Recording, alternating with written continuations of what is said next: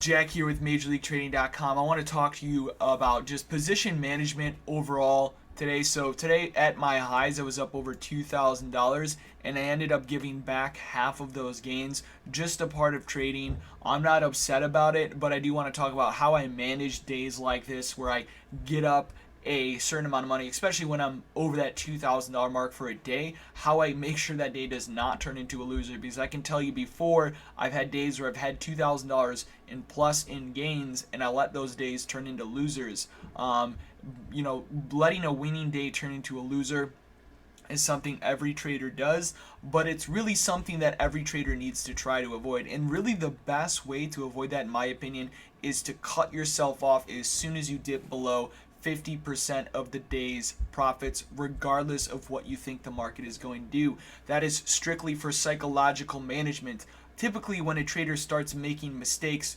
those mistakes will compound. So you'll go from a $2,000 winner to losing 500, losing another 500, then giving back 1,000, being greedy. So what I did today, after as I was short into these lows here, I started giving back some on a couple of poor trades. I initially had taken a short earlier than I anticipated, and then I took another one that I got stopped out on these highs. So really what I did here is I gave back, you see I have $875 in the day. That's fine. I mean, that's $875 every day. If you could do that, you're making a living trading. But going from being up 2,000 to giving back half that, as soon as I dip below 50% of my day's gains, I am cutting off my trading for the rest of the day. I think it's really important for traders to reduce, completely just actually stop trading once they've given back 50% of the day's gains.